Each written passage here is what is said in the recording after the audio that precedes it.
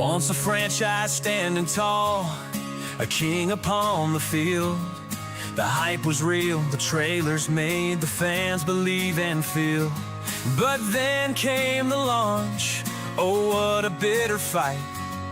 A broken game, a shattered name, left stranded in the night. No scoreboard, no classes, just chaos in the storm. Promises of glory, but the game was far from norm. Oh, the maps were wide, but the hearts were small. Battlefield 2042, how could you let us fall? 18 months to fix the pain, patch by patch, but the scars remain. A player base lost, trust betrayed. Can the next one bring back the good old days? Empty servers, refunds made the headlines loud. Players left for other games, no cheering in the crowd. DICE promised updates, but the damage was done. A shadow of its legacy, where was the fun? Hazard zones forgotten, breakthrough broke apart. Portal had the promise, but couldn't find its heart. But now they're teasing the next big thing. Can they rebuild the battlefield and make it sing?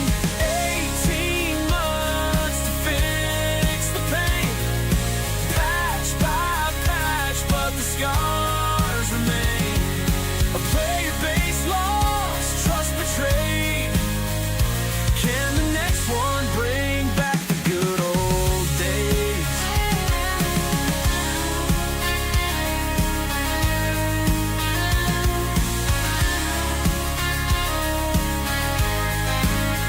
We remember the battles from Bad Company to 3. The teamwork, the moments, the glory we'd see. Can they bring back the magic, the camaraderie? Or is it just another dream lost to history?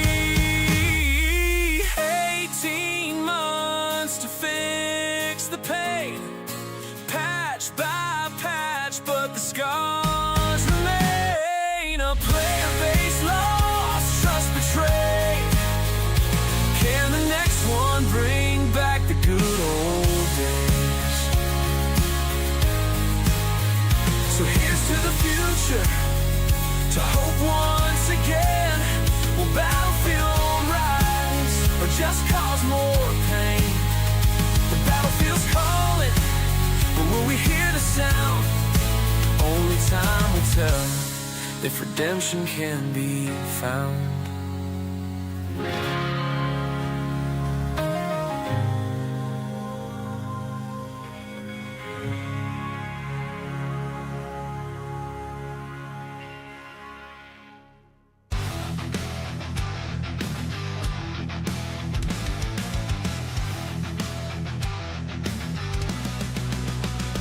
Call me Hulk, the green machine, slashing foes as long as you've seen. With my rage building up inside, you better run, there's no place to hide. Down a slam, feel the quake, ground shakes with every step I take. Thunder claps as I'm flying away. Hulk is here and he's ready to play. From the gamma race, I was born, strength unleashed, a raging storm. When my health gets low, don't you grin. The madder I get, the more I win. Hulk smash, tearing up the fight. With every blow, I'm a force of might. Abilities power my endless spree. No one can stop the beast in me. Hulk smash, callous in my face. Enemies crumble under my reign. No mercy show when I'm unleashed. Robo rivals bow to the beast.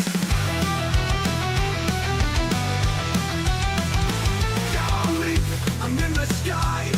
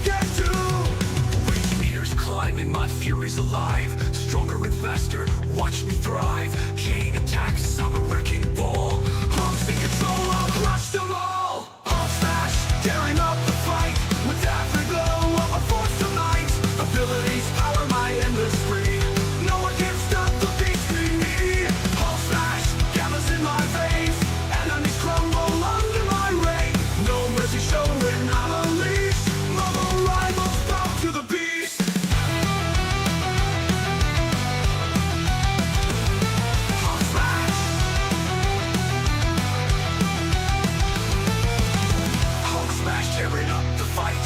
With every blow, I'm a force of might. Abilities power my endless spree. No one can stop the beast in me. Hulk smash, gammas in my veins. Enemies crumble under my ring. No mercy shown when I'm unleashed. Marvel rivals bow to the beast.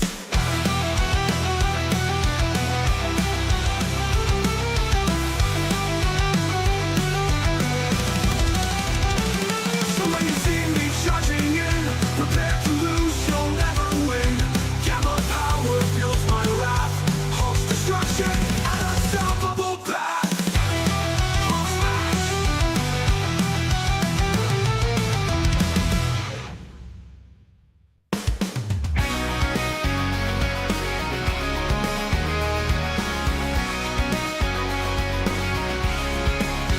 It's a brand new game, just hit the scene. All the gamers hyped is the next big thing. AAA title or a quirky indie gem. What's the verdict? Oh, here we go again. Graphics are stunning, but the story's a sin. Gameplay solid, but it's just not fresh within. No matter how it shines or where it might land, IGN's got a score that we all understand. Graphics are stunning, but the story's a sin. Gameplay solid, but it's just not fresh within. No matter how it shines or where it might land, IGN's got a score that we all understand. 7 out of 10 is the favorite groove. No matter the game, there's a go-to move. Is it good? Is it bad? We'll never really know. 7 out of 10, it's the same old show.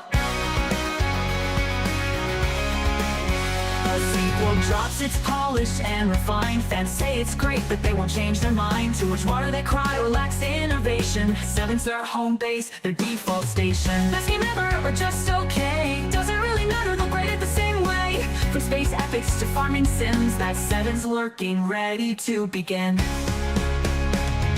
7 out of 10 is the favorite groove. No matter the game, that's their go-to move. Is it good? Is it bad? We'll never really know. 7 out of 10, it's the same old show. What if it's a masterpiece? What if it's a flop? 7's like their GPS, they just won't stop. We laugh, we joke, but deep down we wait. Will our IGN surprises or is 7 our fate? Or is 7 our fate? Or is 7 our fate? 7 out of 10, it's a classic tune. From dawn till dusk, morning till the moon. It's a meme that won't die, they'll never really know. 7 out of 10, it'll never end. So here's to IGN. With the trusty pen, we'll always predict a 7 out of 10. Love it or hate it, they'll never bend. IGN forever, 7's their best friend.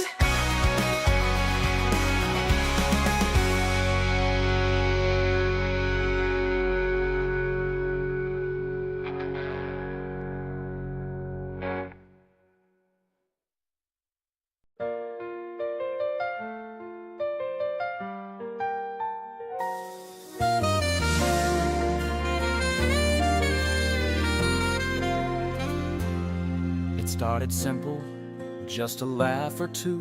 In a game called Oblivion, what could they do? Here's some horse armor for a couple of bucks. The player said, wait, is this some kind of schmuck?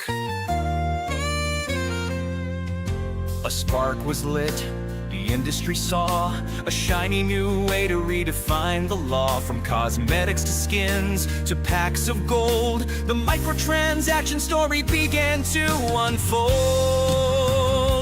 Oh, the price of play, it's a slippery slope. They reel us in with promises and hope. From horse armor days to loot box craze, they'll nickel and dime us in infinite ways. They said, here's more content, it's worth the fee.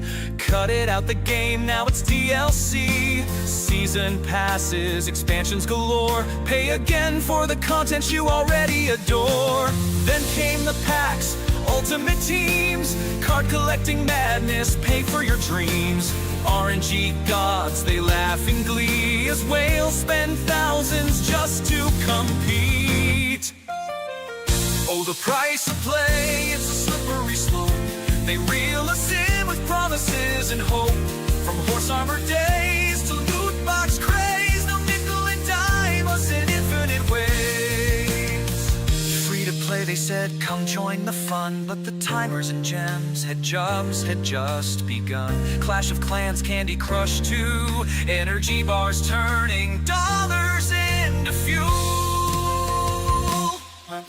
The whales keep spending, the minnows resist, but battle passes now top the list. Cosmetics and shaders, paywalls that bind. In every game you play, it's a matter of time. Now it's 2024, the story's the same. Every AAA release plays the microtransaction game. From battle passes to premium tiers, games as a service preys on our fears. We want it fair, we want it true, but the monetization schemes are never through. Indie devs rebel, but it's still a fight to keep games pure and do what's right. Oh, the price of play, it's a slippery slope. They reel us in with promises and hope. From horse armor days to loot box craze, they'll nickel and dime us in infinite ways.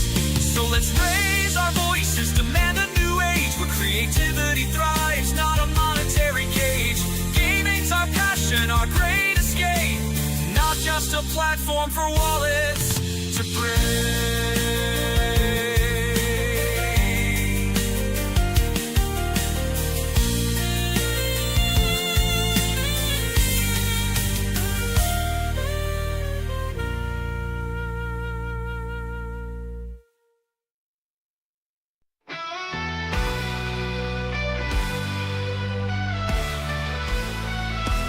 Found the world on my device. Hidden gems ain't got no price. Xbox Game Pass in my sight. Playing games all day and night.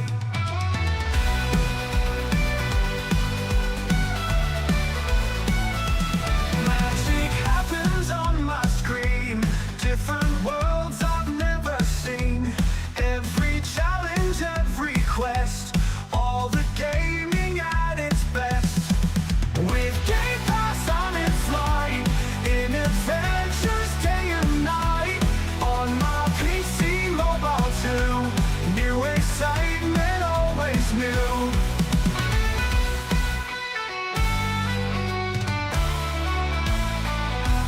From the couch to galaxies, racing fast beneath the trees.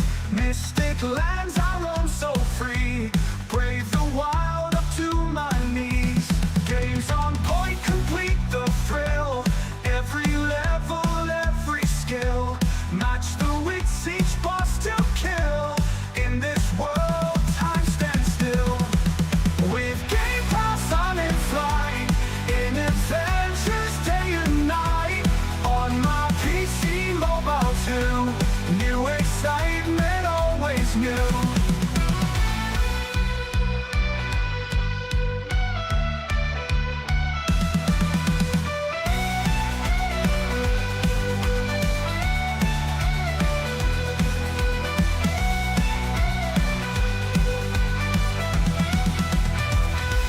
From the couch to galaxies, racing fast beneath the trees. Mystic lands I roam so free, brave the wild up to my knees.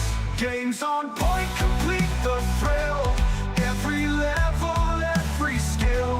Match the wits, each boss to kill. In this world, time stands still. With Game Pass I'm in flight, in adventures day and night. On my PC, mobile too.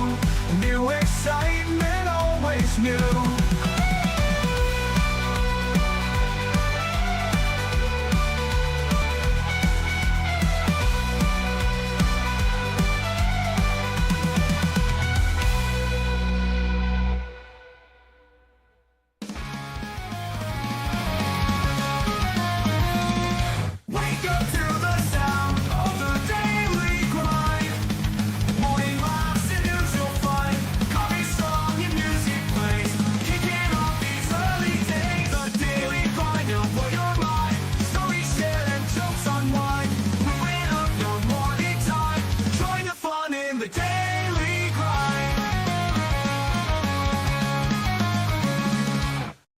What's going on, everybody? Welcome back to yet another episode of the Daily Grind, the Xbox Direct 2025. We'll be watching that very shortly, in about 12 minutes, 13 minutes.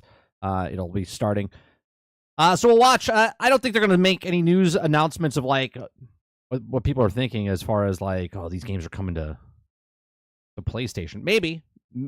I don't think they will. I think they're just going to be focusing on the games that are coming out for Game Pass, and also, maybe they'll take a little tail line of it, but I doubt it.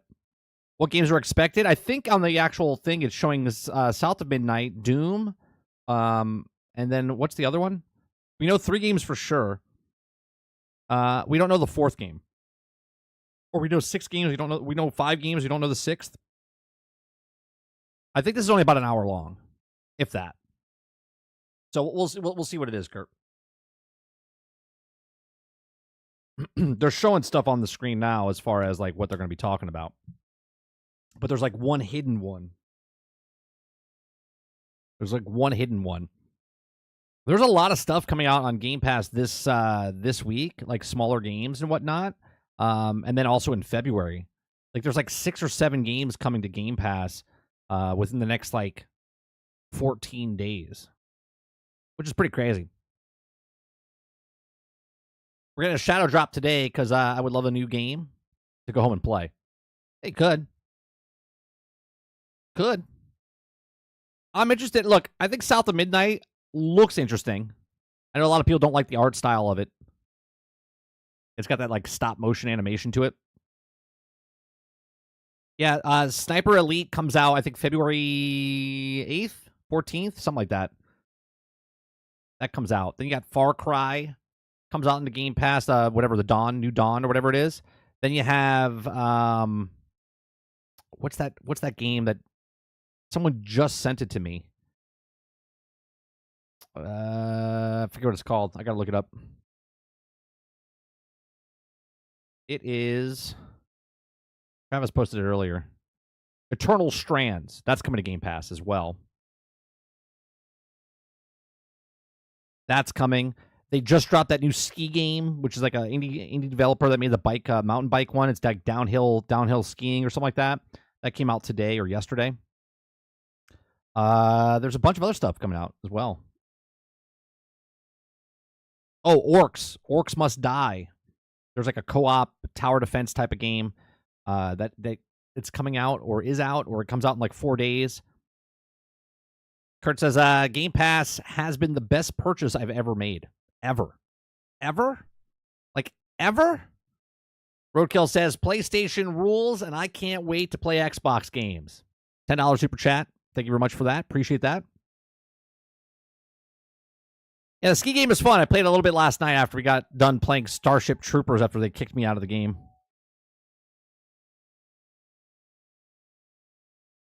Al says you can turn the stop motion off, which is like 95% of the people who play that game will be doing. Oh, can you? You can turn off that stutteriness? That's interesting. Eclipse says, yeah, we can't wait for you to give Microsoft money. Thank you. I fucking hate Microsoft. Oh, yeah, I'll play that on PlayStation. I can't stand this game. I'll give you $40 for that. Ever for video games, cool. I mean, it is a fantastic deal, no doubt in that. I mean, it's ridiculous. PC Game Pass right now. Are you playing on console, Kurt? Or are you playing on PC? PC Game Pass is by far the best deal in gaming right now. Game Pass on PC is the best deal there is. $12, and you get so much. You gotta pay Ultimate price on console to get what they're getting. On both, yeah, the $12, the $12.99 or $11.99, whatever it is, for PC is amazing. Argus says PlayStation fanboys have the biggest hate boners in the human concept the conception against Xbox. I don't know why. Are they playing music here? Yeah, they are. We'll lower that.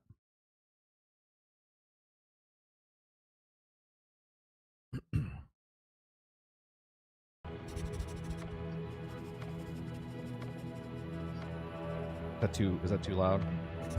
Might be.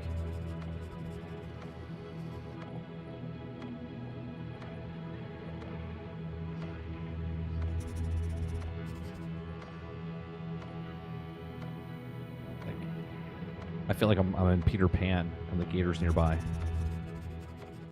Mr. Shmee!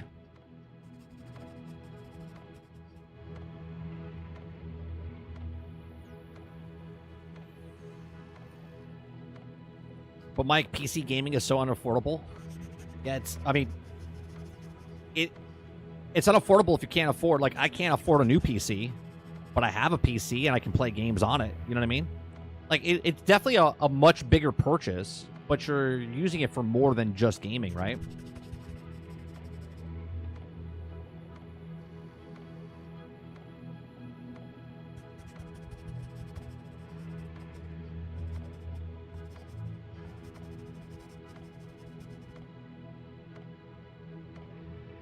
PlayStation trying to spoil the Direct by having a 30-year anniversary restock on their website at 1 as well.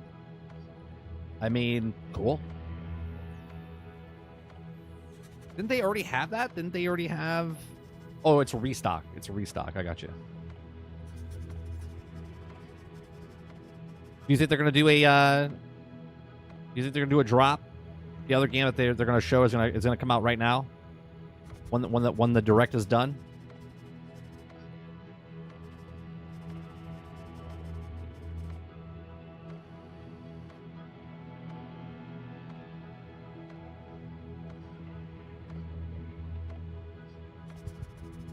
My dog, there's like a cop, like a siren going off. I don't know if it's an ambulance or a fire truck, but as soon as my dog hears a siren, he tries to match it.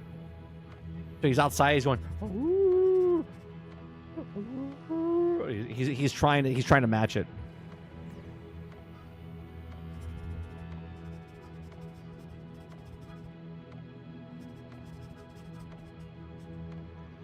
I'd like to see the Oblivion remaster. Oh, that'd be good. That'd be good, Kylo.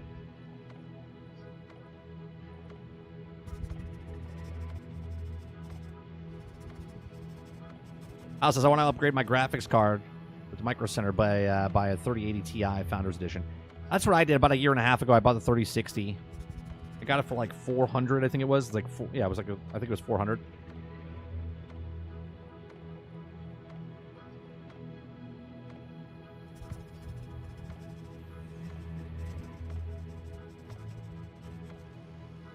Roadkill says, I want a shadow drop today.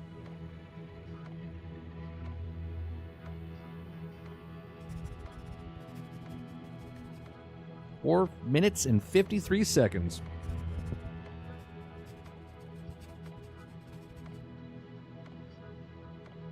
Can I just say, I've been standing doing the show for over a year now, and my back has never been better in my entire life.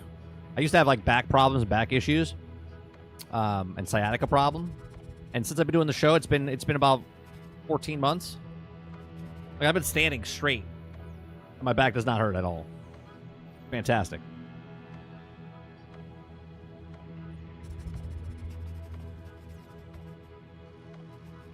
I don't know if I could do a show. Like, I hate when I stream at night.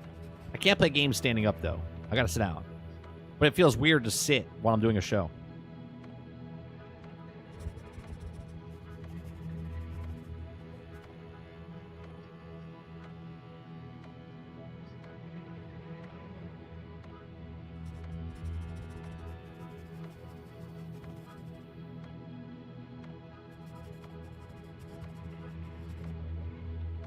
So we're going to see a boss fight with this character right here. We're going to see a boss fight with this character?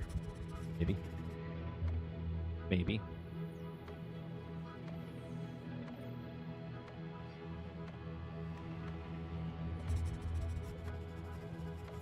So, what was it? House, is that true? You can shut off the frame rate thing? The way it looks?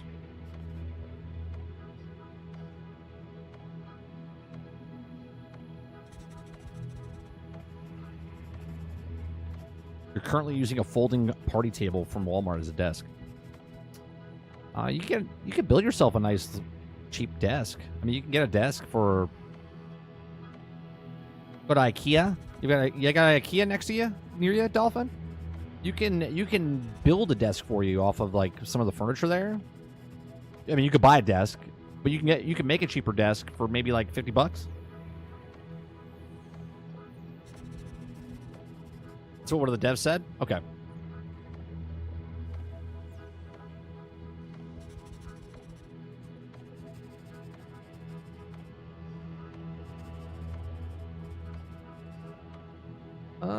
Let's see. If I go here, let me turn this on. That off.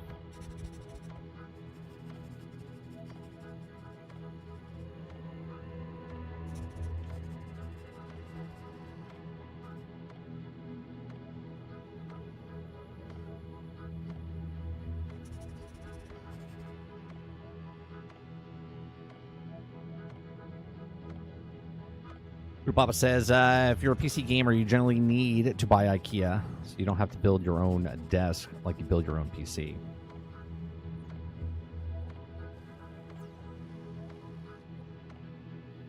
Yeah. Dolphin says we're using a Walmart folding table.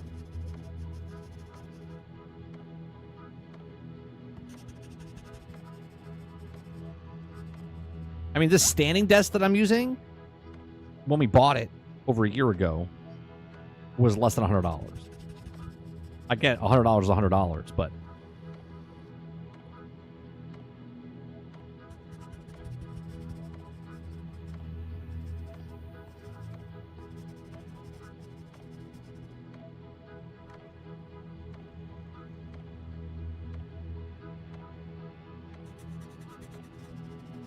oh yeah.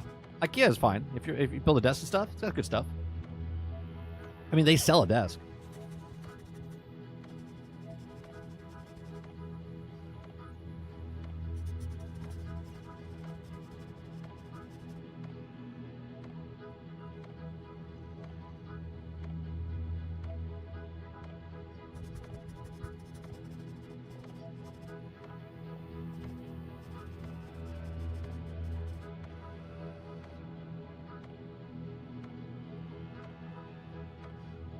I mean, their desks are pretty expensive, $200, $300 for a desk.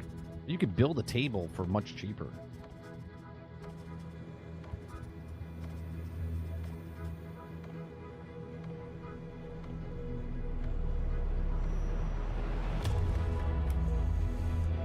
Is this a countdown to a countdown? Please tell me there's a countdown to a countdown.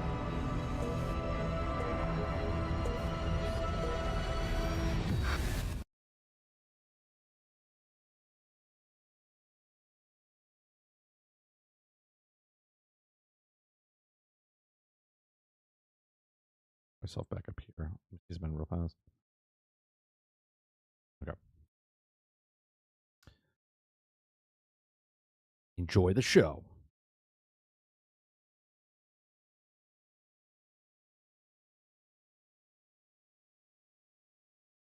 Peggy 18.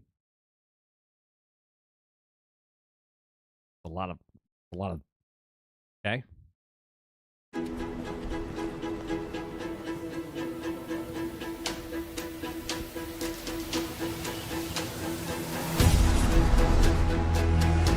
So it's just 4 games. You got 4 games.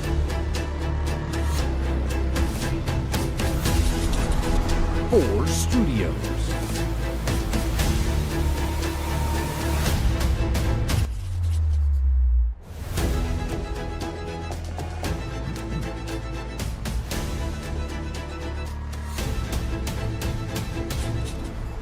Straight from the devs to you.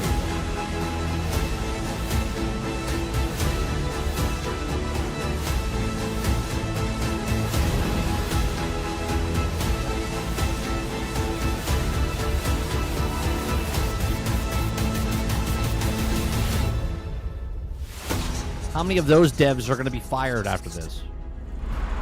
Bad joke. But true.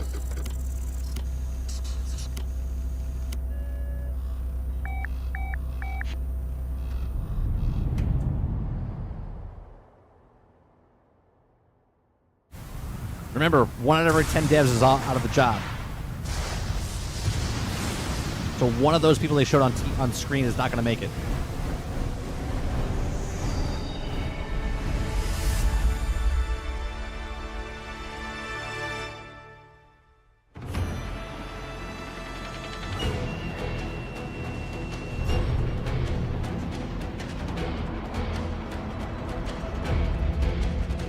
こんにちは、光栄テクモゲームズチーム忍者の安田文彦です。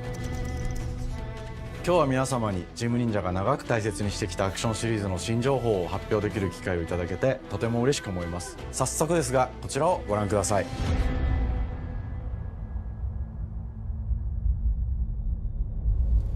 Several years ago, the Dark Dragon, youngest Papa of says the survey divine says dragon 20% of them. wreaked Thank you much for the $2 havoc super chat. across the world.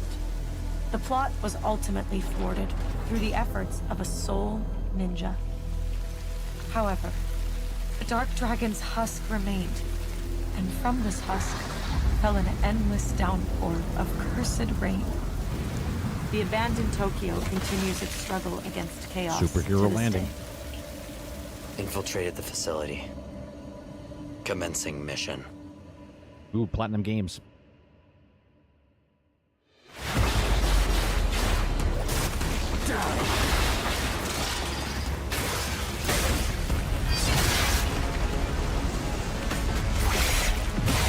Was this the fourth game? This is the fourth game that we didn't know if it was what it was? We're starting with it?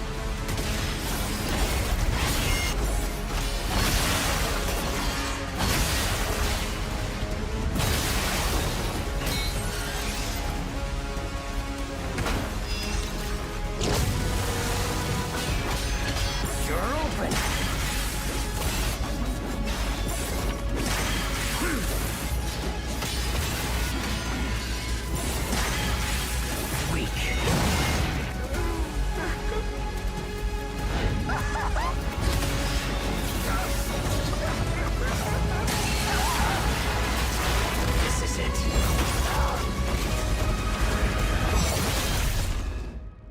Ryu Hayabusa. Whatever your clan is plotting, it ends here.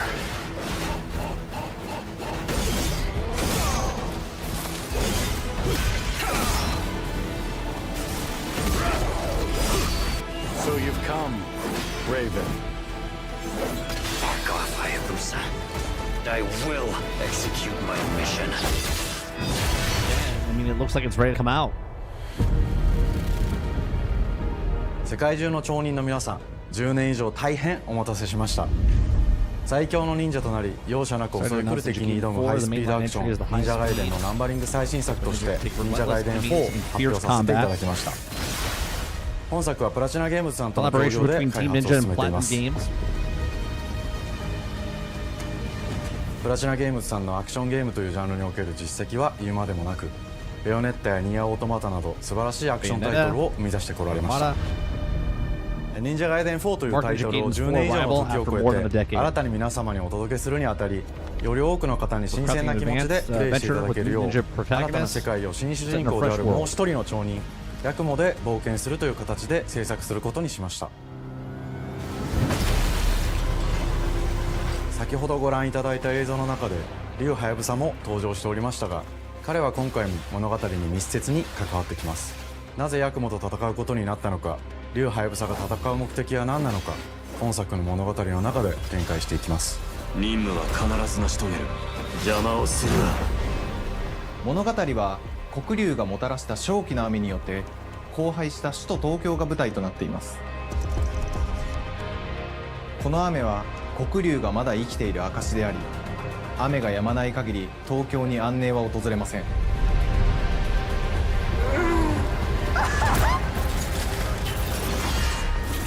今作の新主人公であり、ハヤブサと対をなすカラス一門に所属するヤクモが首都東京で黒竜を倒し、この世界を晴らすため戦いに身を投じます。これまで忍者ガイデンシリーズで描かれてきたダークでハードな世界観は継承し、そこにさらに危機を感じさせる要素として呪いやより混沌とした景観のデザインを取り入れています。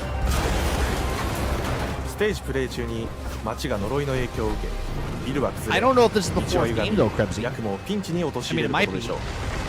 舞台となる東京はとある出来事によって街全体が崩壊し、魔族やヤクモと敵対する勢力がひしめき合う状態になっており、環境全体がプレイヤーに牙を向くように感じられるはずです。前作より立体的に自由度の増した危険に満ちたステージを忍具やシリーズおなじみの体術など忍者アクションを駆使して乗り越えていくことになります。レールアクション、スイングアクションなどのダイナミックで爽快なシチュエーションを多く追加しました。これら以外にもさまざまなシチュエーションやチャレンジ、隠されたアイテムなどを用意しており、ステージが進むごとに上がっていくテンションにも驚いていただけると思います。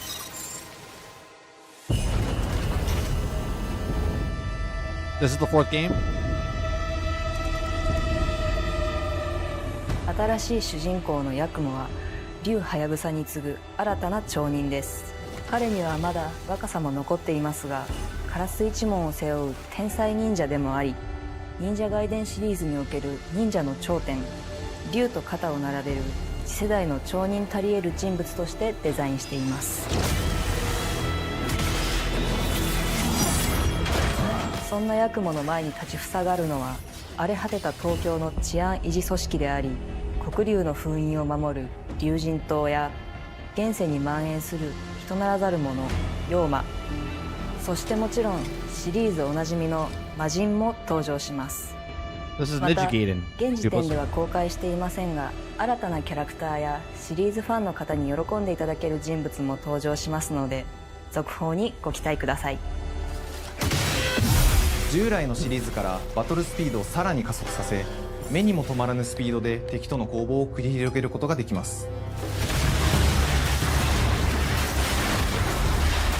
さらにヤクモが使える新要素、結節忍術ヌエの型を駆使したダイナミックな攻撃によって、これまでから大きく進化した1対他の戦闘を可能にしました。ヌエの型ではこれまでの忍者外伝にはない広範囲かつ一撃必殺の攻撃となっており、多勢に無勢の状態が長く続く戦況を一気に覆すことができます。もちろん1対1の戦闘におけるひりつきも健在です。プレイヤー同様、敵もガードや回避をしてくるため、緊張感のあるフェアな戦闘を味わうことができます。敵の動きをしっかりと捉えながら、一瞬の隙を逃さずに攻撃を仕掛けていくことが重要です。ヌエの型によって忍者外伝のアクションの味わいにさらなる進化を感じられるかと思います。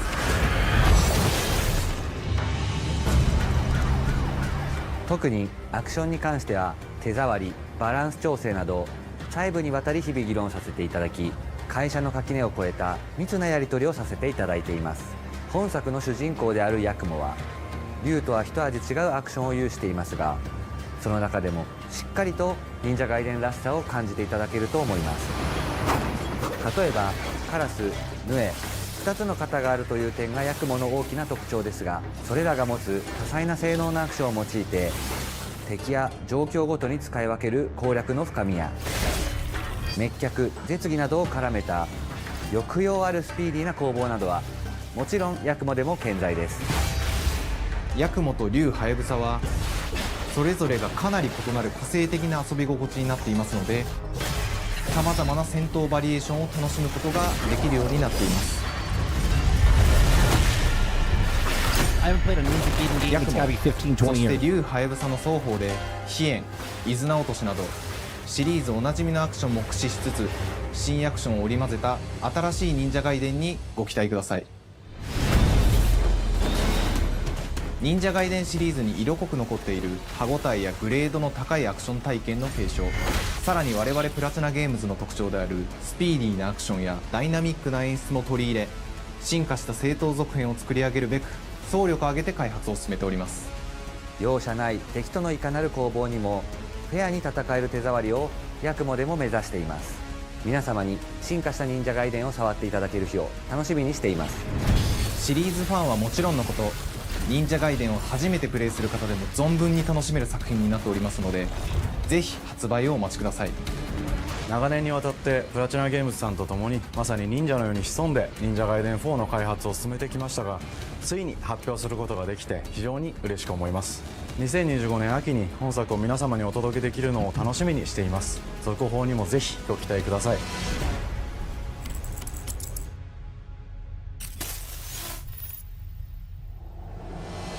さて、本日お伝えしたい発表はそれだけではありません。こちらをご覧ください。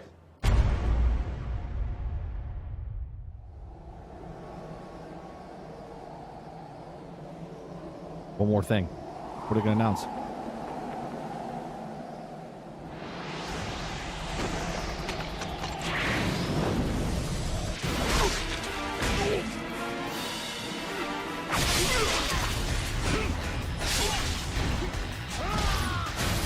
(1v1) PvP.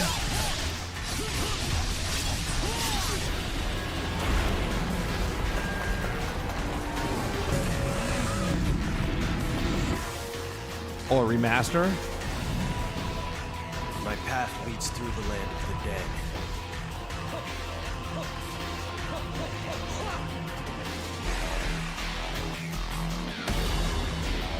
Remaster's coming out now. Sense of the Dragon Ninja bloodline.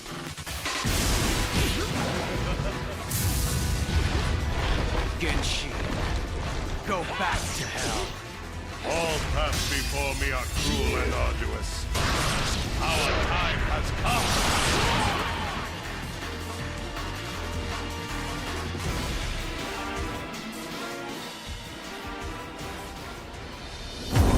忍者ガイデン2のオリジナル版は2008年に Xbox360 で発売し、バイオレンスな表現とハイスピードなバトルを皆様にお楽しみいただいた作品です。今作忍者ガイデン2ブラックではオリジナル版の表現に立ち戻り、アンリアルエンジン5を用いてグラフィックを大幅に刷新、忍者ガイデン2の完全版として開発いたしました。美麗なグラフィックでお楽しみいただけるのはもちろん、リュウハヤブサに加え綾音、もみじ、レイチェルもプレイブルキャラクターとして登場します。そして本作は本日コンソール、PC、そして Xbox ゲームパスでこの後すぐに発売となります。忍者ガイデンシリーズを長年応援いただいている皆様はもちろんのこと、本日忍者ガイデンを知っていただいた皆様も忍者ガイデン4の発売前にぜひ本作をお楽しみください。 There it is. 今年はチーム忍者創立30周年の節目であり、本日発表させていただいた忍者ガイデン4を含め2025年は忍者の年、イヤーオブザ忍者となります。ぜひ忍者ガイデンシリーズの展開にご注目ください。本日はありがとうございました。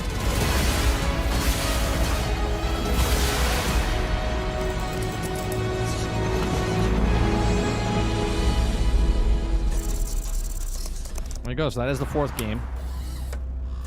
Now we're going to Midnight.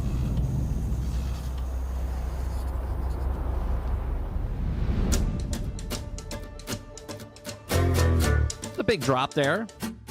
Not just Ninja Gaiden 4, but also put Ninja Gaiden on Game Pass.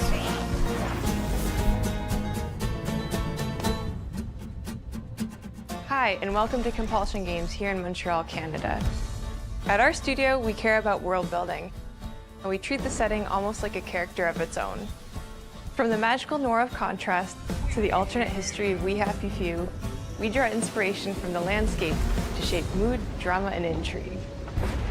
For South of Midnight, our third-person action-adventure game, the story and characters bring a folkloric Deep South to life. This gave us a chance to explore Southern Gothic themes with a dark fantasy twist. This game looks great. So while our protagonist Hazel is at the forefront of our story, it's the macabre elements and larger-than-life creatures that will leave a mark on her journey and growth.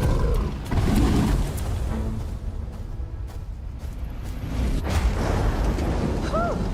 It is really picking up out there. Did you pack everything? Mama, this ain't my first hurricane. I know what to do. As long as you didn't forget the flashlights and batteries. Oh, shit, we got 5 minutes. Let's go. Won't be rushed if you didn't. Don't mumble. Speak on it. I said we wouldn't be rushed if you didn't waste all that time at the shelter. Now, you want to bring this up right now. I'm just saying. Hazel, please. We might need some help. I might need some help. While you're out helping everybody else. Hazel!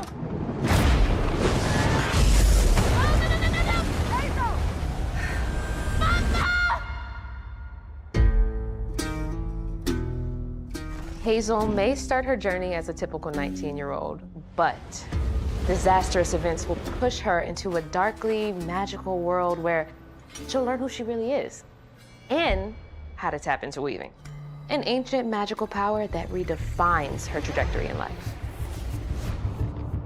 The land itself chooses Hazel as a weaver. Someone who can see beyond the surface and tap into a deeper reality, the grand tapestry. Weavers can see the fabric binding our world, connecting people, nature, and echoes of the past. Keep those hands to yourself.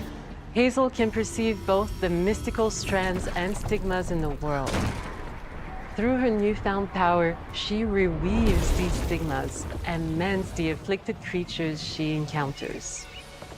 As Hazel discovers her power, the world gradually shifts into the surreal, revealing that creatures from old folktales actually exist. You up here, my salvation. Among them is good old Catfish, the storyteller who becomes both the guide and companion. I like how she's really calm. She's like, it ain't every day I hear giant about a catfish new talking to me. weaver, It's all good. Would you kindly do your weavy thing and help me down? Meeting Catfish marks the true beginning of Hazel's journey. All of Hazel's arsenal and powers are designed around textile crafting and traditional spinning wheels. Her weapons include a spindle, 2 weaving hooks, and a distaff. Her magic abilities manifest with supernatural lace-like patterns, blending the traditional craft with mystical elements. Hazel engages with the world through a variety of movement abilities.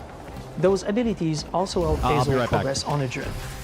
As her journey unfolds, Hazel will master new weaving abilities, using them to traverse the world, conjure objects, and confront adversaries.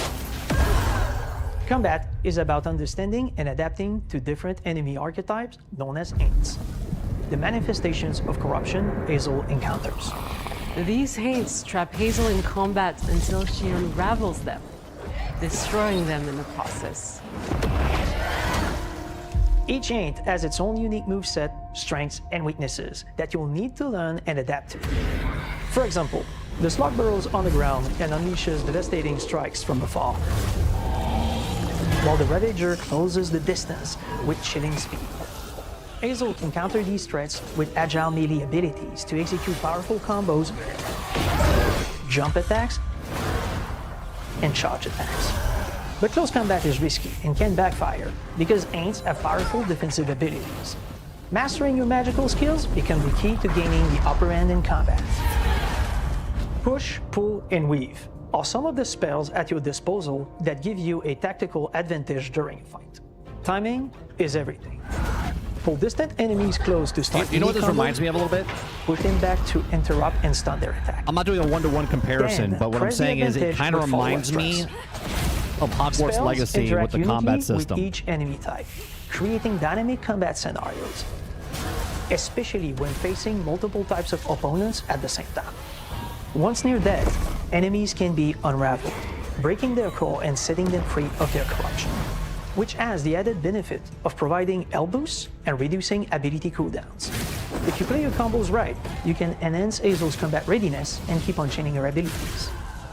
As Hazel progresses in the game, she unlocks new moves and improved abilities, and you'll have to decide which areas to prioritize. Yeah, the upgrades will change how you approach me of it. combat, like enhancing area of effect attacks, or refining push and pull skills to improve precision and make them feel more rewarding. The combat system is fast and responsive, built around chaining attacks, landing precise strikes, and unraveling enemies. You mind if I take a look? Now here's the thing: You can if see Hogwarts didn't come out, Molly terrorized and and I saw more. this Now first, for the low I'd be price concerned of with $1. with the combat. In Hazel's search for her But mother, now that I've played you'll Hogwarts explore Legacy, multiple I was regions, worried about the each combat. The ruled by combat was really mythical good. creature This with actually their looks own pretty good. Southern Gothic history. You'll gradually uncover the backstories of these beings, once human or animal, who were transformed by tragedy, their secrets waiting to be discovered. As a weaver, Hazel heals these creatures by collecting fragments of haunted memories. We call these echoes, which reveal each creature's past. Hazel must experience these echoes before she can mend them. What kind of person would do that to someone? We design each region to reflect the creature that's been doomed to wander it. From the atmospheric environment to unique music themes composed for each one. While not all encounters lead to direct combat, Hazel will need to face mythical creatures in epic confrontation before she can heal them. Our boss encounters and gameplay sequences also reflects the uniqueness of each creature, with distinct mechanics that center around a specific thematic. These encounters feature multiple phases that ramp up in complexity. As the encounters progress, the musical theme builds up, cranking the tension alongside really good looking. Whether it's Two-Toed Tom or hugging Molly, each of these larger-than-life creatures is inspired by Southern folklore and lead to climactic battles. We got a long journey ahead. South of Midnight unfolds as a hero's journey, and as Hazel, you'll travel through a tapestry of Southern-inspired landscapes. From abysmal swamps to flooded farmlands to the Appalachian peaks. In our magical South, decaying buildings reclaimed by nature stand moments away from a hungry Rougarou. And as Hazel delves deeper, reality bends ever more toward the fantastical. The history, landscape, and folklore of the American Deep South fill our world, and our team has infused the game with thoughtful details and environmental storytelling, like our bottle trees and haint blue porches, which are said to ward off evil spirits. The Way to the Past emerges as central themes, which you can see through old abandoned buildings and businesses struggling to survive. As you explore, you'll meet locals who stayed behind even in the face of a hurricane. So I'm the last person left here. All those damn haints. This part of the river's filthy with them. Artistically, we're staying true to our Moody Compulsion signature style. But this time, we're using a handcrafted approach inspired by stop-motion animation, which allows our team to bring a distinct personality and tone into every prop and character. Because this folklore is open to visual interpretation, we embrace the freedom to reimagine these creatures and their stories, to adapt how they look, and to craft our own version of a fantastical Deep South.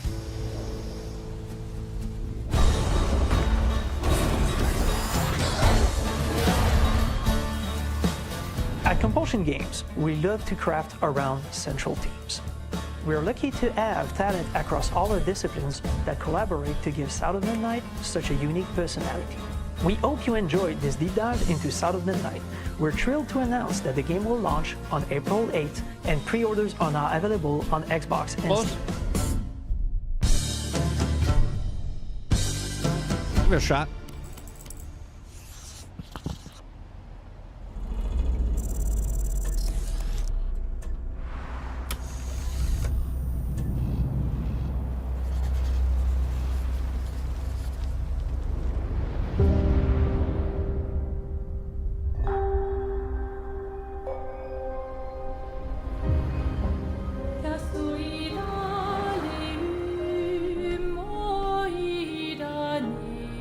Bonjour everyone. We are Sunfall Interactive and welcome to our manor. We are a small studio based in Montpellier, France, working on our first game, Clair Obscur Expedition 33. It's a turn-based RPG set in a fantasy version of late 19th century Belle Epoque France. Here we are. Our grand adventure in game development actually started as a solo passion project. I wanted to create something like the JRPGs with turn-based combat I grew up with and loved, but that fully leveraged the latest tech, refreshed the genre with new features, and took place in a compelling world. I knew I needed help to realize my dream. First, I turned to a programmer I knew would get it. Guillaume and I started trading ideas right away, and that quickly turned into trading files back and forth. Soon, I was creating the first prototypes of the reactive turn-based system, combining real-time offense and defense elements, and a cinematic battle camera system. Things really clicked when we tested the first version of those features. We felt we had something both challenging and fun. As Tom and I went back and forth and iterated on game elements, a vision started to come together, and I shared it with an old friend from university. Guillaume and I are both passionate gamers, and when he described the project, I quit my job the following week and joined the team without hesitation. Because I believe that in video games, success always starts with a strong creative vision. And we had that, defined by 3 core elements. A story with great emotional depth, gameplay that innovates on the classics we love. Looks like it's inspired by original, Persona. Beautiful and immersive. We founded Central Interactive on these tenets. A group of friends with a shared vision and the drive to make something great. This too is your legacy. Core to every great RPG is a compelling story. And Guillaume and I spent 4 years intensively developing and refining ours. And that started with the hook. She looks familiar. 67 years ago, a massive slumbering paintress and a monolith appeared with no warning. Once a year, the paintress wakes and paints a number on her monolith, and everyone who has passed that age is erased. Every year, that number ticks down, and everyone dies younger and younger. Expeditions depart to kill the paintress, determined to fight until their final breath, but none have ever returned. Our story follows Expedition 33. Expeditioners, we honor your dedication. Guillaume and I knew early on that we didn't want to focus on good versus evil. What's interesting to us are people who, yes, are flawed, but who care deeply about each other. She looks familiar. I don't know where I know her from. Conflicts arise because they have different perspectives on what needs to be done. I'm sorry about earlier. We wanted our story to feel dark and mature, with adult characters who feel like real people with real experiences. I'm always missing something that everyone else just gets. The heart of the story is about overcoming an existential threat while struggling with loss and grief. And it's rooted in the characters' relationships, both to each other and to the last game was the themselves. first game they showed, House, What are we gonna which do, was Tell me. Ninja Gaiden What are we 4. gonna do? In the a last world game like they're going to this, show is Doom. how does one stay hopeful or make peace with their fate? What duty do we owe to each other or to ourselves? These questions are deeply personal to me, and they permeate the story behind the story. Know that Lumiere fights with you. Tomorrow comes Expedition 33. The characters all have their own motivations and perspectives. Gustave and Lune are deeply invested That in the dude's expedition, sacrificing even himself, in you the know it right now. To them, the mission is tied not only to their family, it's central to their identity and purpose. Protocol doesn't cover There's a- every contingency. There's a... You know that.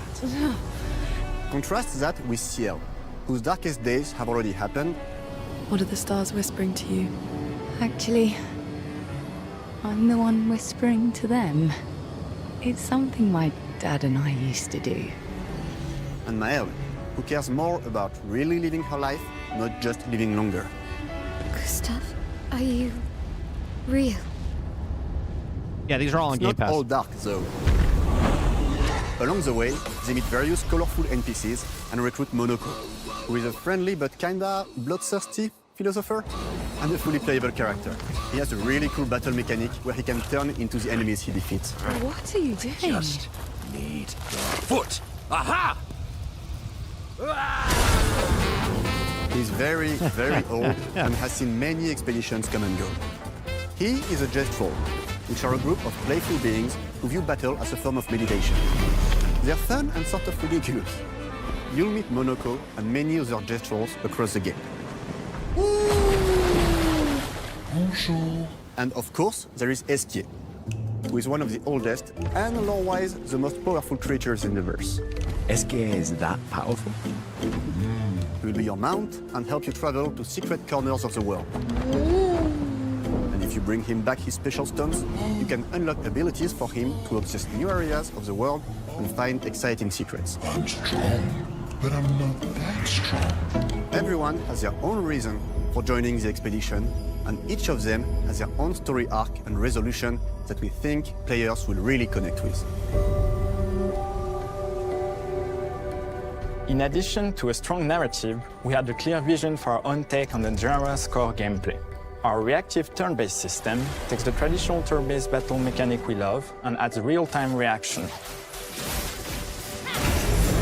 which gives combat greater intensity and dynamism. During enemy turns, you can negate all damage by dodging or firing at the right time.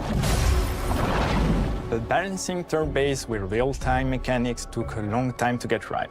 During initial playtests, turn-based players often found the real-time elements too hard. Some of us are still traumatized by enemies from back then. We've done a lot of rebalancing since, and with a lot of iteration, we ultimately came up with a formula that we're proud of. Players who are good at real-time can take more risks, and others can counterbalance with items and strategies. A big part of that formula lies in the many ways you can customize your character. We spend a lot of time designing each character's unique mechanics and their custom skill trees. Our philosophy is making every type of playstyle viable so that everyone can have fun with how they play the game. Each character has a unique mechanic. Miles switches between stances which can alternately boost defense or power. I personally like to make Mel the protector of the group, but I'm pretty much the only one at the studio who plays her that way.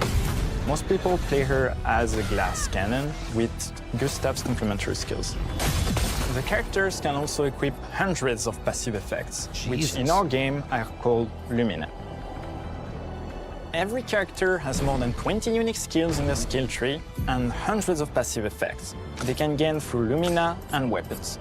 So there are a ton of builds and playstyle to explore. That's a lot of options. Needless to say, we can't wait to see how you choose to play and what kinds of build you'll design that we probably never even imagined.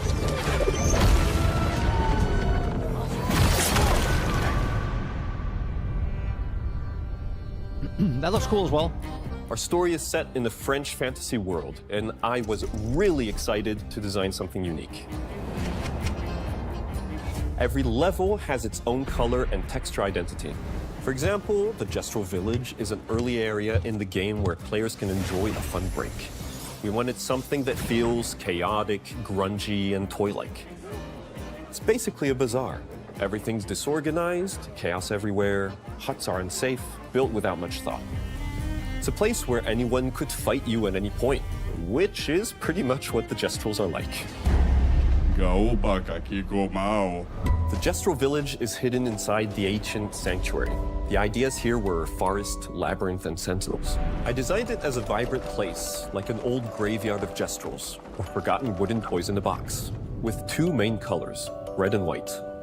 I wanted to make it feel cozy, hidden from danger, with traps and labyrinths in case enemies get in. Oh yeah, it definitely looks good. Same process with the characters. Minoko came in a single concept. I thought of a monkey-like body, white fur with a black and red flat mask. I probably wouldn't give this the time of day, Argus, but because it's on Game Pass, I'll give it a shot. Definitely a Gestrel. For Eske, we needed a cuddly companion to take us around the world. I thought instantly of a giant inflatable balloon and old Victorian pillows with many intricate motifs. We start with the core themes and ideas, and the visuals grow organically from there. From the very start of the project, there was one thing that we absolutely wanted to bring back from older JRPGs. A feature we really loved, but is very rare these days. A completely 3D and navigable world map. Yes, we've got a world map. And it was a real challenge to create, both artistically and technically. And it ended up a lot bigger than we expected. You'll definitely need Eske's help traveling around. Here we go! We're super happy with the result, though, as there's a lot of side paths and entire hidden levels. If you want to fight the toughest bosses of the game, you will have to explore. Good luck.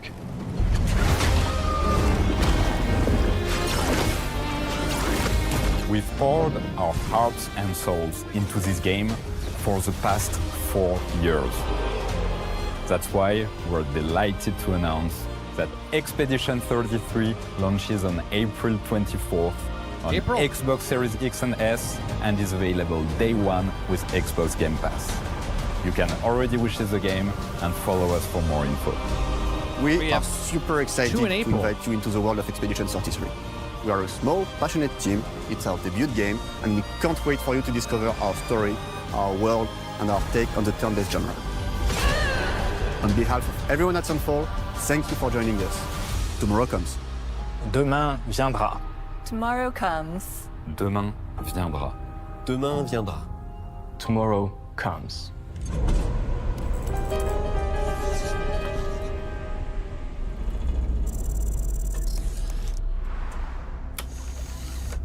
When's this one coming out? March? June?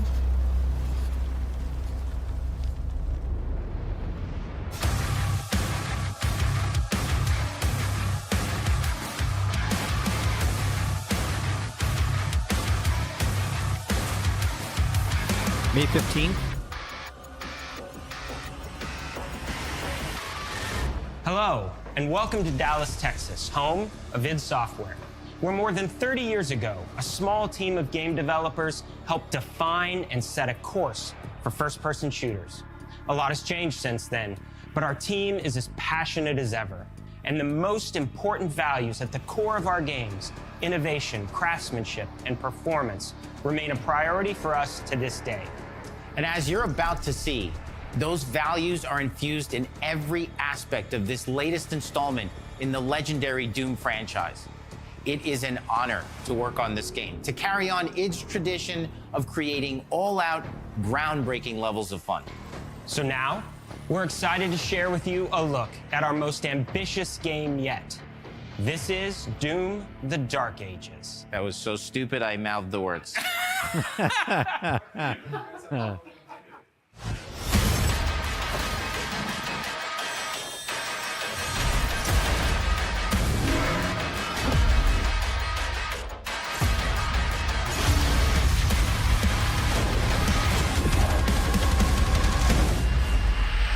In Doom: The Dark Ages, you will feel like the superweapon in the center of a medieval war against hell. Set in a cinematic sci-fi fantasy world full of locations to explore, I never played powerful weapons to the new unlock, ones. and I've never played enemies to them. conquer. This is a prequel to Doom 2016, and that's given us the opportunity to reimagine every aspect of this experience.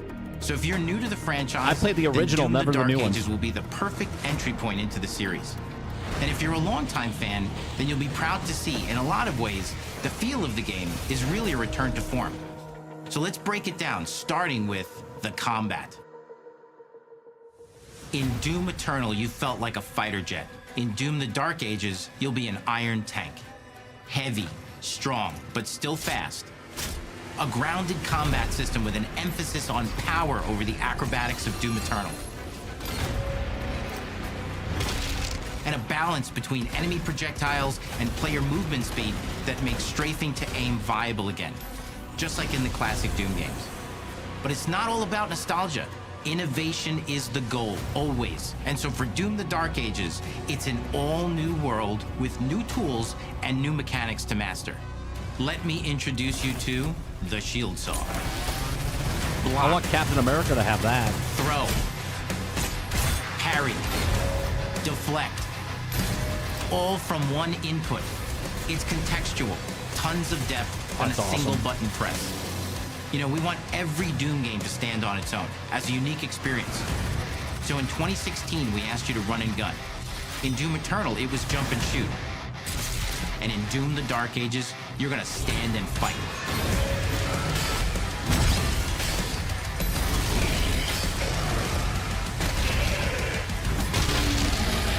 And the Shield Saw will give you the strength to go head-to-head with some of the biggest, baddest demons we've ever created at id. But that's not all. Because if you're gonna stand and fight, then you gotta have something to follow up that opening parry with. How about an iron flail? Or maybe an electrified gauntlet? Or even a Doom spiked mace? That's right, we have These all three sound melee fantastic. options that are part of a melee system.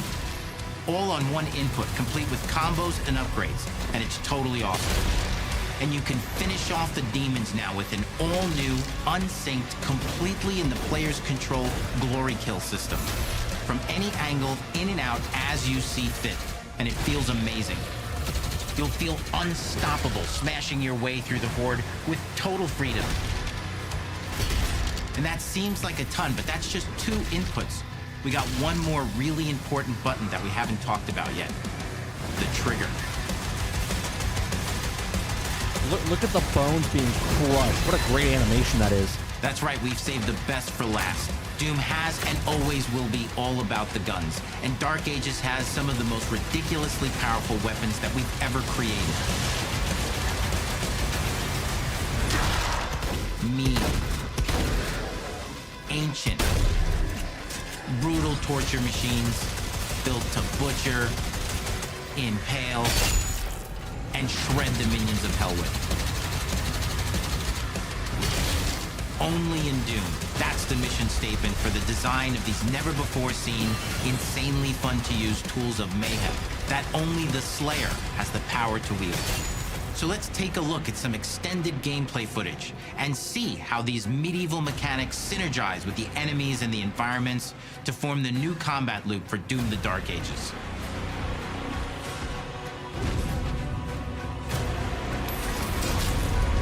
So it says Game Pass for the win. Looks like Xbox has all the games.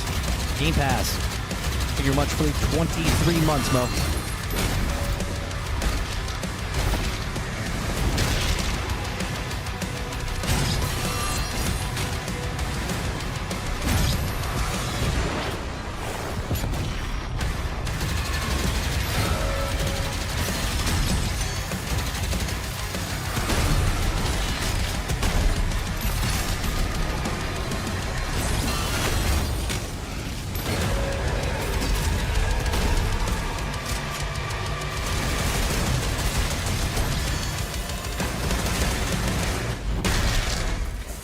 And under the hood, for the first time in an id game, we've made our combat more approachable and flexible than ever before, with a new difficulty system and sliders that will allow players to tune the speed and challenge of the game to whatever fits them best.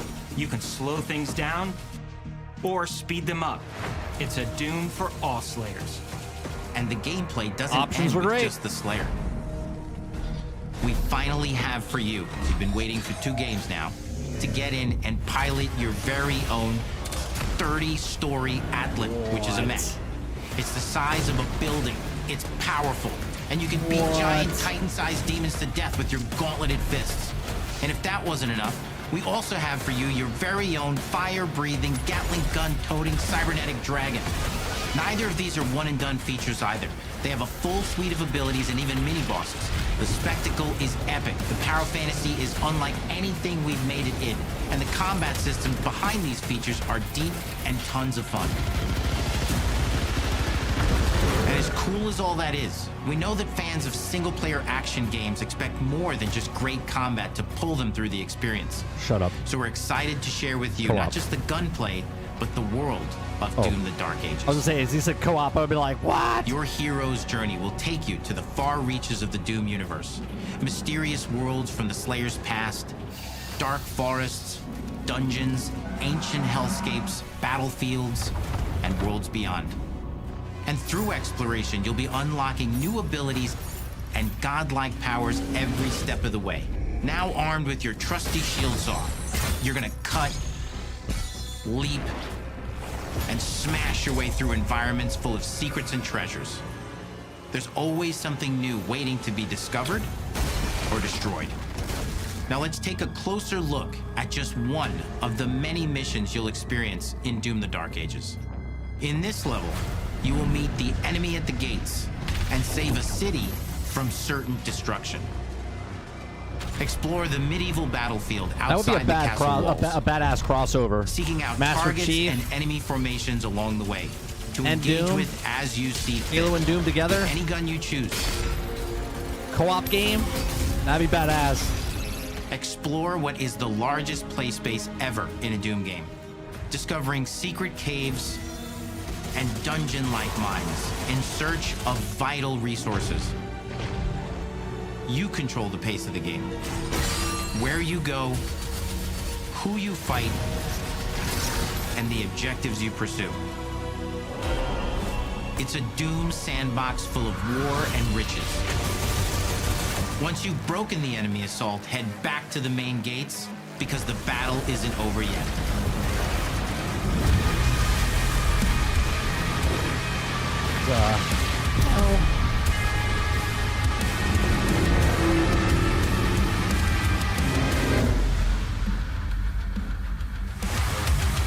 And the soundtrack to your epic adventures will be composed by the award-winning team at Finishing Move, providing you with a metal soundscape that's loaded with guitars, medieval vibes, and pure adrenaline. You'll feel like you're Tyler said, expanding the "They'd have my legend of the babies." Slayer with every mission you complete.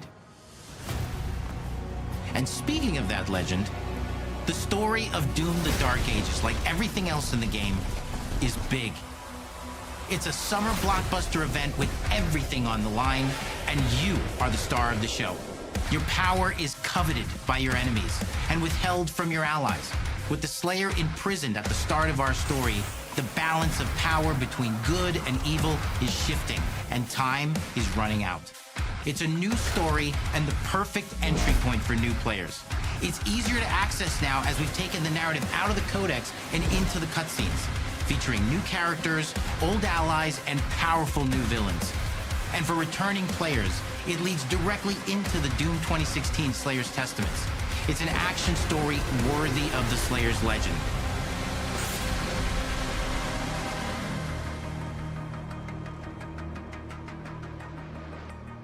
We've got 10 years of making modern Doom games together, and we've done better with every game we've made. The hope with all this, the goal, is to give players an experience that's as fun to play as it was to make, and make something that's good enough to become the best game id has ever made. But that is for you to decide. When Doom: The Dark Ages releases, May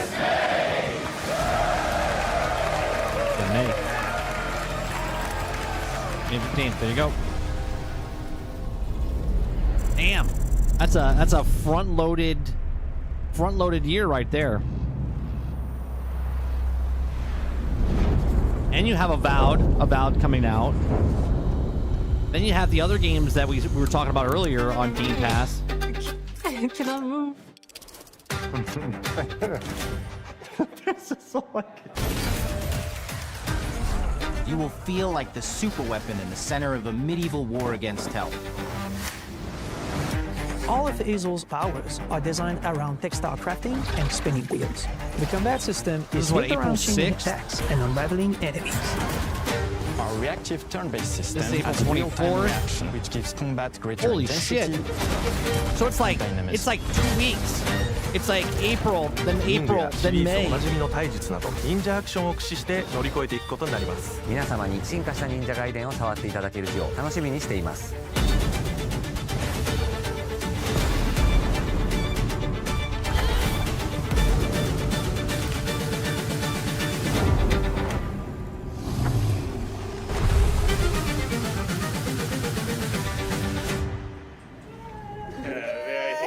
Adam Falls in March, yeah. It's another one. Ninja Gaiden 2 today.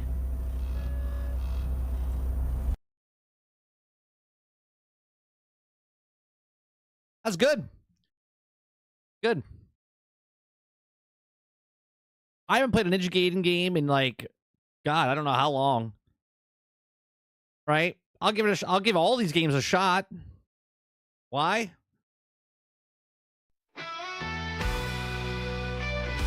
Game Pass, baby.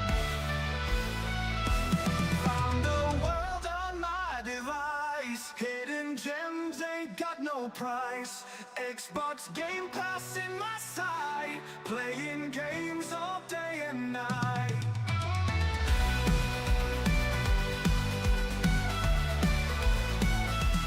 Magic happens on my screen. Different worlds I've never seen. Every challenge, every Phil Spencer is the game dispenser. Gaming at its best. With Game Pass I'm in flight. In adventures day and night.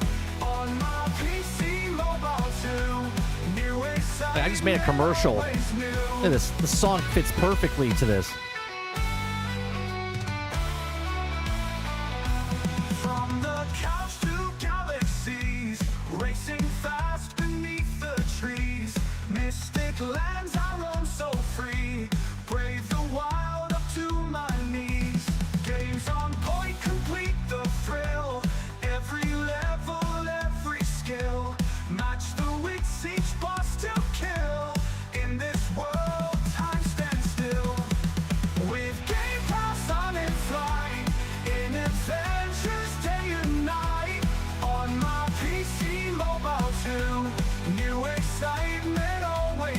And Ninja Gaiden 2 Game Pass today.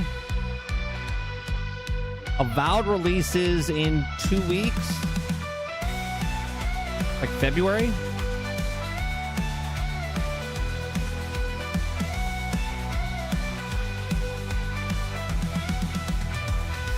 From the couch to galaxies, racing fast beneath the trees. Mystic lands I roam so free, brave the wild up to my knees.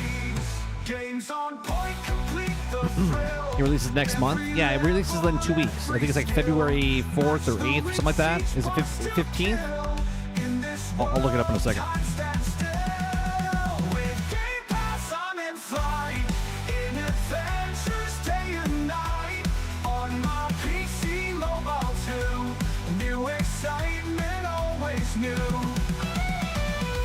Yeah, I'm not sure why they said a new IP, though, Krebsy.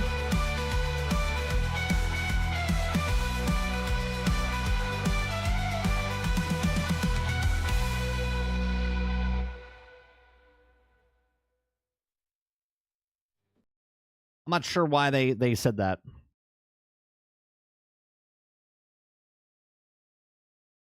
Let me see. They have what's it called? Let me look up the Game Pass stuff.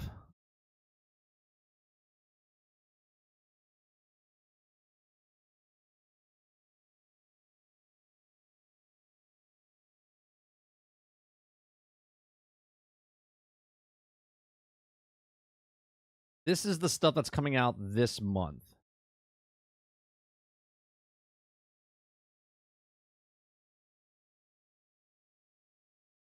Right, so this is Game Pass. You got available today, which was yesterday, which is Lonely Mountain Snow Riders, which is whatever, right? Then you have Gigantica Rampage Edition on January 22nd. Okay. Magical, whatever, January 22nd. Case of Golden, January 22nd. Starbound, January 22nd. Eternal Shards, January 28th. That's that new game that's coming out. Orcs Must Die, 28th. Okay. Shade Part of Me, that's the 29th. Then you're in February or the end of January here. You have Sniper Elite. Comes out January 30th. Citizen Sleeper 2. That comes out January 31st. Then you got Far Cry New Dawn. Comes on the Game Pass February 4th. Then you got DLC game updates. Diablo Season of Witchcraft available now. I don't know if this is coming to Game Pass. Xbox Game Pass Ultimate Perks. It's just the perks. Right? You have all of these. Right? You have all of these games coming out. Then you have Avowed. Then you have Avowed come out in February.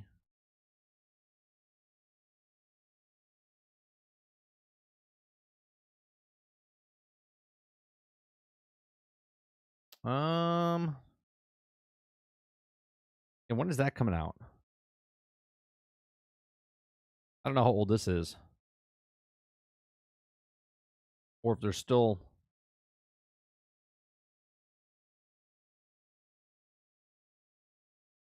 Because I know 33 Immortals got delayed a little bit. I don't know when that comes out. Adamfall comes out in March.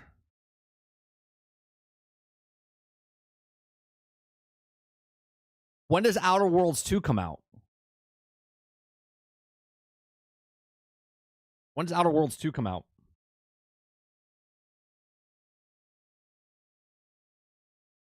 It just says 2025. So obviously that's getting pushed to the second half, I would assume.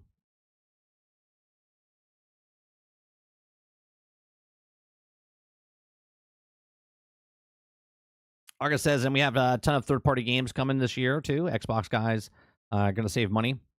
Save enough money with the Game Pass, and these games are being out there. Also been in the third-party games that come out.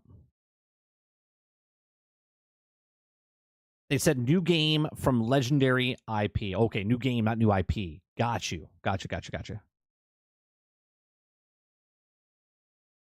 I didn't see to say a new IP, just an announcement from a huge dev that's been around for a while, but I'm sure I missed something. Well, this Direct has always been about the new games that are coming out, right? Final Fantasy 16, we know is coming later this year. We just don't know when. Right? But you got Outer Worlds. You got Fable supposedly coming out. I don't know if that's coming out this year. Look, I said this years ago when they started making the games. It takes 3 to 4 years to make a game, right? 3 to 4 years to make a game. They bought Bethesda back in 2021. Okay? And whatever they had in the pipeline already, that's what's coming out with like Redfall and Starfield and all the other games they had. Now they picked up the other studios of Activision, whatever things they have. Once they get all, 28, 32 studios, once they're in that motion, they can literally release 4 brand new games every year for 6 years from the main studios that they've all been working on the game. And on top of that, bringing in the third-party games that I've talked about on top of that.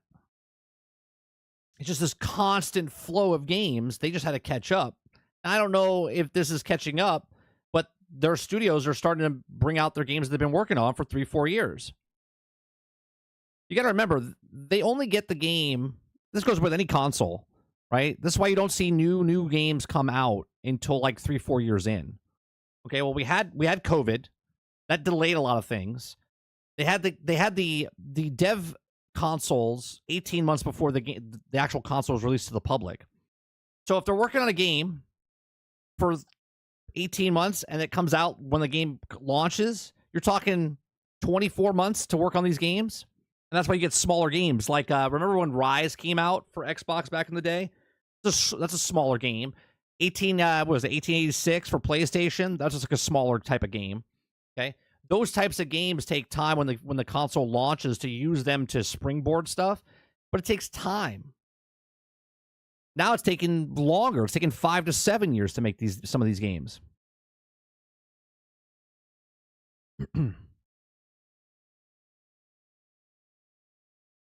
I'll be enjoying Doom and Ninja Gaiden only on my PlayStation. I mean, that's fine, Jason. You're still giving money to Microsoft. I never understood that whole point of they don't care where you play. They don't care. Yeah, I don't have any expectations for these things. And then when you see it, I'm like, oh, that's pretty good. South of Midnight looks fantastic.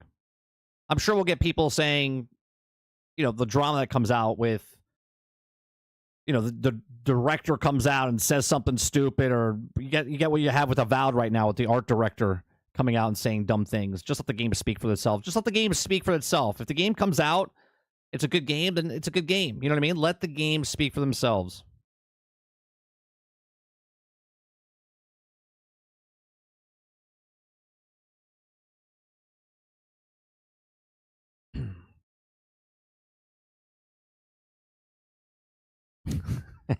Mo gets a check every month from Microsoft.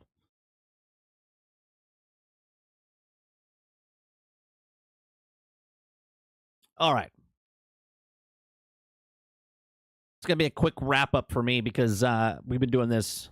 I usually don't stay live this long. I got to do stuff around the house before I pick up my kid. Let's see. Krebsy says they have said if you can turn the stop motion stuff off yourself. Yeah, that's what Crowded said. Crowded said that you can turn it off. So if they can do that, then a lot of people will be fine with it. Look, I'm not interested in Ninja Gaiden, right? But it's on Game Pass, so I'll give it a shot, right? I'm not interested in 33, but it's on Game Pass, so I'll give it a shot.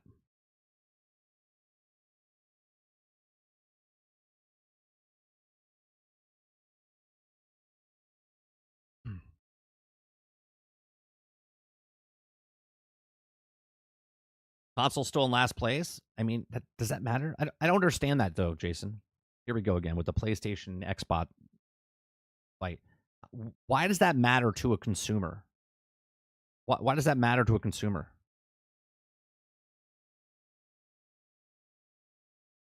The answer is it doesn't. It doesn't.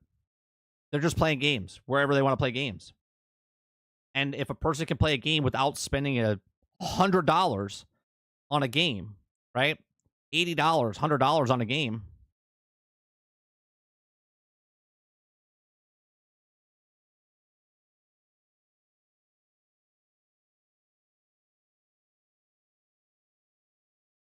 I mean, have fun.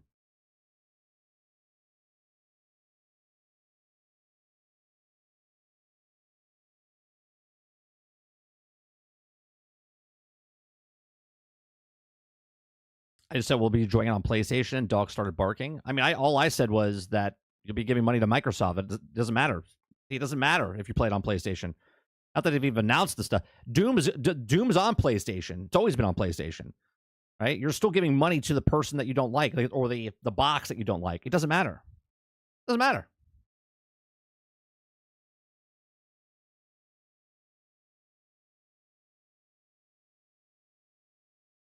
It's a good direct. I thought they were going to do one more thing. I guess the one more thing was the drop of Ninja Gaiden Remaster. That was the one more thing. I thought it was weird that they started with it, though. Right? They started with it. Hey, don't forget the 5 games. The 5 games was the remastered Ninja Gaiden.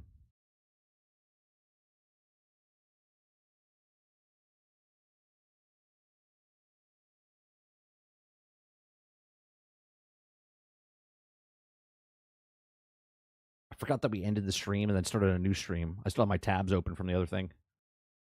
I was about to review. I was like, we covered this and that.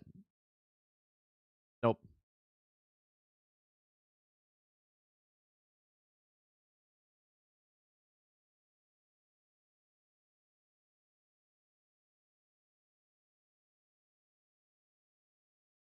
Yeah, so in the beginning of the year, right, we have Avowed, Ninja Gaiden. Well, Ninja Gaiden comes later later this year, right? So you got South of Midnight, Avowed, 33, and Doom.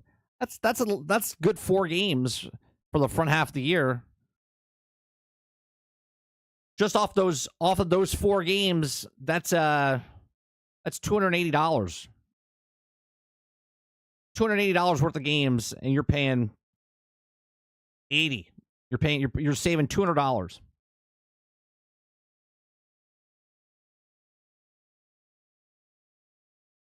You got to end with Doom. Yeah, I guess when they looked at it, they're like, Ninja Gaiden. Let's start with that. Yeah, that makes sense. No, nobody said that. Don't do that, Jason. Don't do that. No one said you can't mention PlayStation. It's when you guys, both sides. I hate when both you guys do the Xbot thing and the Sony Pony thing. Right?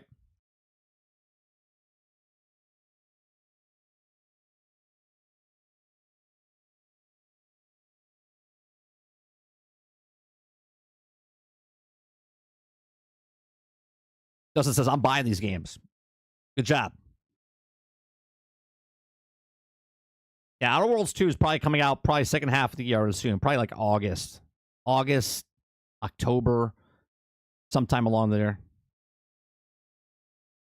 I don't know if you see Fable this year.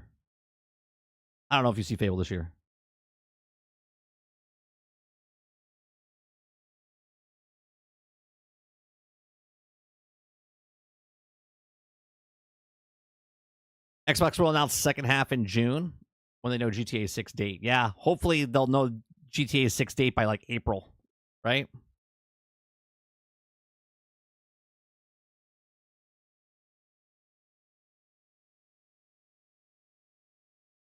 He says Outer Worlds will be August, in my opinion. Yeah, I say like August, September.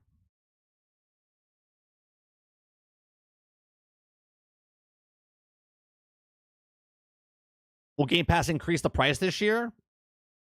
Maybe. I mean, if they start bringing games like they're doing, I can see them, maybe they don't raise the price, but maybe they bring the family plan.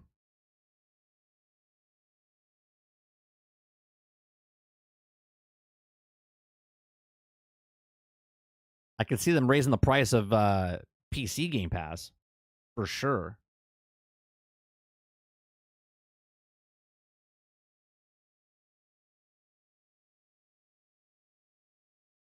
I mean, you start putting product on the actual thing. I mean, obviously, they're still bringing other games in.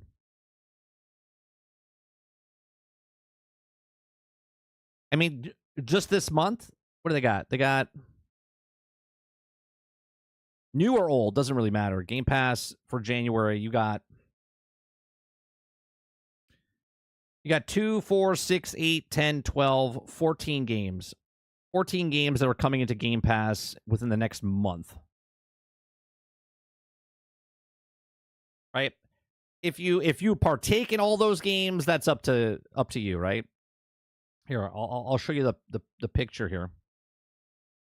If you partake in these games, some of these games people don't give a shit about. Some people won't care. Some people will go to Sniper Elite. Some people will play Orcs, Death Trap. Some people will try the Internal Strays. Some people will try Far Cry. Right? Some of these games no one will ever touch, but they're there.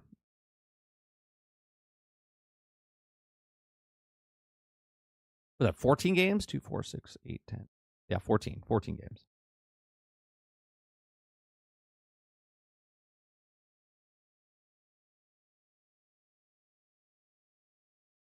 He says, "Year, I don't think they will keep the $10 a month in the UK. Love PC Game Pass. Yeah, Game Pass on PC is a steal right now for, what is it, $11, $12, whatever it is."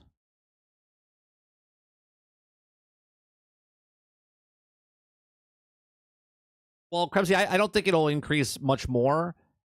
That's why they raised it to the 20, because of the plateau before. That's why it raised to 20. Hence why they raised the price to 20, and then they also started putting everything on cloud and on, the Fire Sticks and the television sets and whatnot. That's exactly why they did that. Because if you play it on, I'm pretty sure if you play it on the television sets or Fire Stick, you got to pay the console price of 20. But if you play it on the PC, you're getting it for that $12.99. That's why it's a 20. Because of the plateau. But now that's why they shoved it onto the Samsung TVs. That's why they shoved it onto the Fire Stick. That's why they shoved it onto LG now. Because the console is that limited area.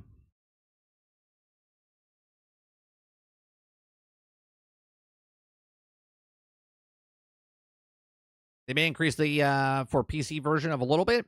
I won't match the console because the console includes online access. Right, no, it won't go up. But what I'm saying is they'll probably raise the price of PC.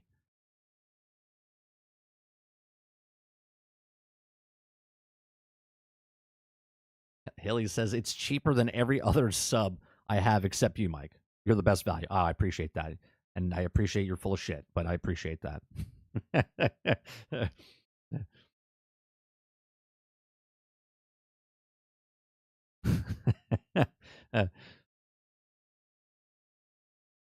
Yeah, I don't play a lot of the stuff that's on Game Pass because a lot of the stuff it was already old. Well, if you're being honest or not, it's still funny though. Come on. I guess the value, $5. That's good value. It's a good value. I'm not like Netflix raising my price every other day, right? Netflix raises their price every other fucking day. Netflix is raising their price yet again. It's like $25 to have Netflix.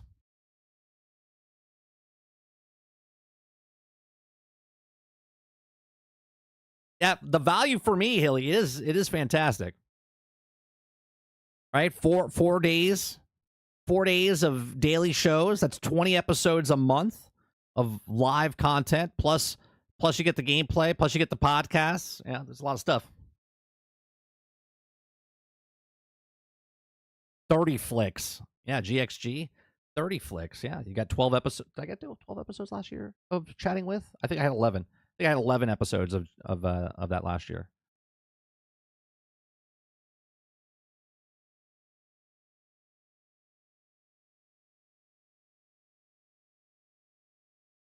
Sarge says that's because Netflix stock went up to $183 in one day, bro. Oh, is that why? Is that why they raised it?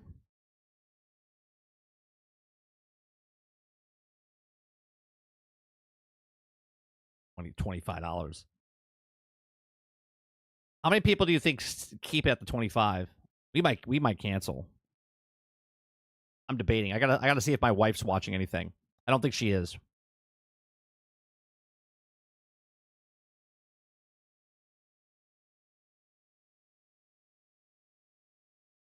Well, that's true. Bring in the football, bring in the wrestling, raise that price up. Yep.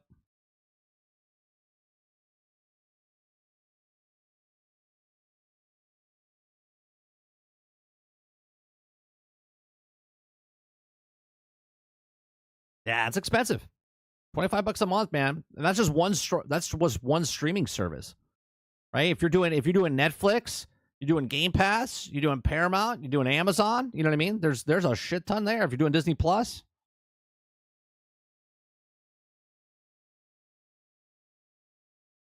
I don't even think it was out there for 8 months, though, Krebsy. The Willow Show? And they deleted it. They deleted it from the service. Like, you can't find it. It didn't exist. Didn't they just put a UCF game? UCF? UFC? Sorry, it's the Orlando in me. UCF. UFC game? Didn't they just put that on the Game Pass recently? Or EA, I guess?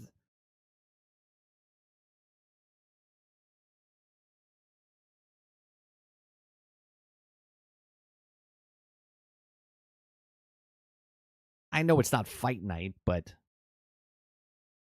I could have sworn, didn't Waterbear put something in the channel that there was a boxing game coming out?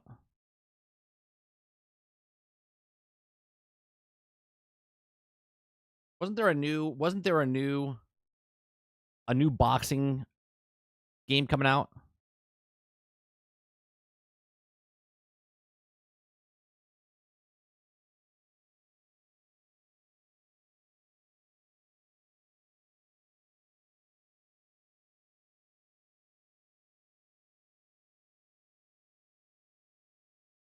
Undisputed.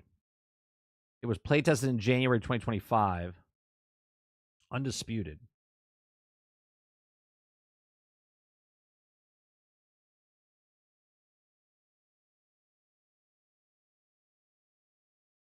And that's what it was. No, Undisputed ain't it.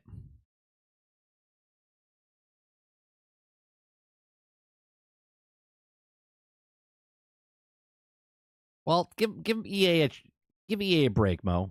They got to figure out how they're going to sell you microtransactions, like in Madden and FC 25, before they can bring the boxing back.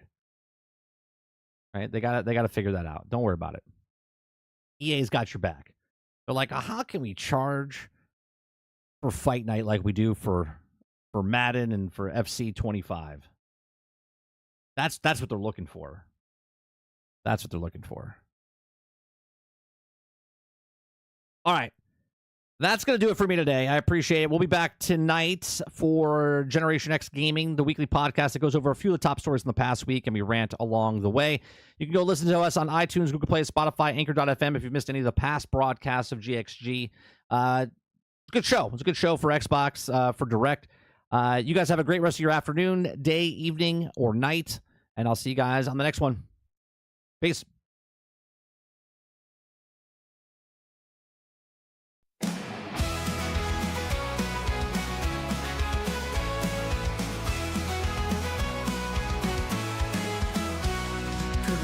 Sunshine, rise and shine. The daily grind is here on time with gaming news and fun galore. We'll chat and entertain once more. The coffee's hot, the mic is on. Jump in the chat, let's have some fun. From pixels small to stories grand, we bring the magic to your hand. We're nitty, tune in daily, don't you miss entertainment wrapped in bliss. From new releases, tips and tricks, the daily grind, your morning fix. Controller ready, headset too, we've got the updates just for you. From late night streams to morning plays, we cover gaming all the ways. Controller ready, headset too, we've got the updates just for you. From late night streams to morning plays, we cover gaming all the ways. Laughs and news, our winning blend, the show with you, our dearest friend. Comments rolling, chats alive, the daily grind, 5-star vibe. Tune in daily, don't you miss entertainment wrapped in bliss. From new releases, tips and tricks, the daily grind, your morning fix.